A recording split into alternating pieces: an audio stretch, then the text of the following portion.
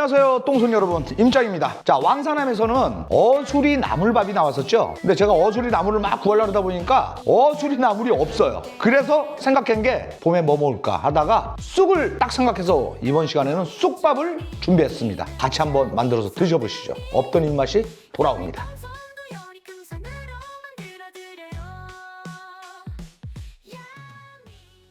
쑥을 구매하실 때는 여린 쑥이 좋아요. 데쳐가지고 물에다가 10분 정도만 담궈놓으시면 되고, 쑥이 좋은 건 억세다, 그거는 20분 이상 담궈놔야 돼요. 안 그러면 쑥의 쓴맛이 너무 강해요. 그래서 여린 쑥을 데쳐가지고 쓴맛을 좀 빼놨고요. 쌀을 3컵을 40분 불려놨어요. 이 정도면 3컵이니까 6명 정도 먹을 수 있는 양입니다. 두 식구다 라고 하면 마른 쌀을 1컵, 쑥은 100g만 하면 되겠죠. 4분이 드신다, 이걸로 2컵만 하시면 되는 거예요. 쑥은 150g에서 200g만 하시면 되고, 그 다음에 감칠맛을 줄 건표고버섯을 이렇게 불려놨어요. 이 나온 육수로다가 밥을 할 겁니다. 그 다음에 여기다 영양까지 채워줄 소고기 갈은 거 100g.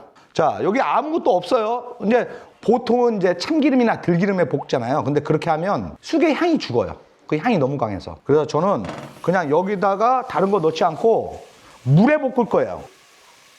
자, 표고버섯 우린 물로다가 이걸 볶을게요. 이걸 물에 볶는다고 합니다. 볶는다고 해서 뭐 기름에만 볶는 게 아니고 물에 볶는 것도 볶는다고 표현을 해요. 그래서 기름 넣지 않고 고기를 볶아줄게요. 자, 이렇게 끓어오르면 여기 부유물이 뜨죠. 이걸 살짝 걷어주시는 게 좋아요. 그럼 밥이 좀 깔끔하게 되니까 살짝만 이거 걷어주세요. 살짝만. 자, 그러면 여기다가 불려놓은 쌀 있죠. 그럼 여기다 다 넣어주세요. 여기에 고기와 쌀이 섞이도록 한번 이렇게 섞어주세요. 이렇게.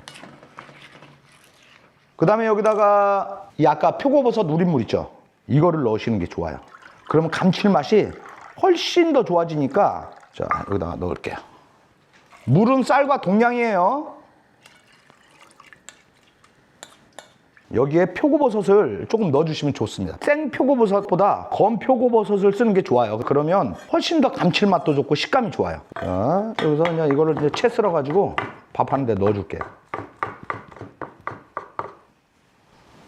이렇게 좀 넣어주시고, 센 불로 이제 밥쌀 물이 자박해질 때까지 그냥 놔두시면 되는 겁니다. 자, 지금 이제 물이 쫄아들었죠, 이렇게. 그러면 한번 밑에 이렇게 저어주세요. 이럴 때 쑥을 이렇게 수북히 이렇게 올리세요. 여기다가 쑥이 많아야잖아요, 쑥밥이니까.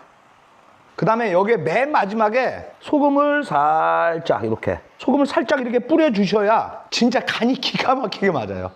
자, 이렇게 해서 15분 동안 약한 불에서 뜸을 들여주도록 하겠습니다.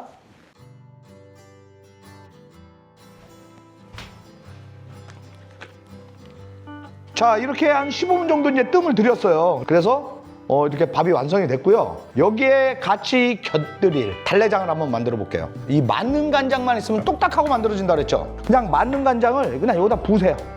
이 정도면 1컵 정도 돼요. 그러니까 양은 상관이 없어요. 여기에는 간이 우선 다 맞아요. 다른 게 다 필요가 없으니까. 단달래를 반단 정도 넣어주시면 돼요.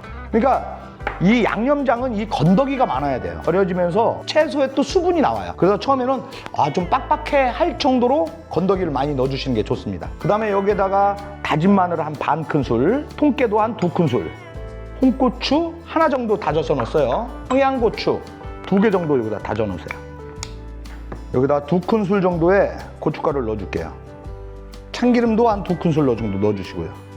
하나, 둘.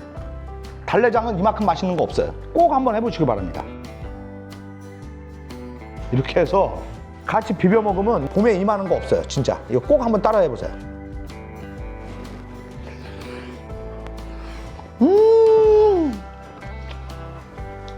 없던 입맛이 돌아왔어요. 와, 너무 맛있어요. 강추. 와, 너무 맛있다. 끝.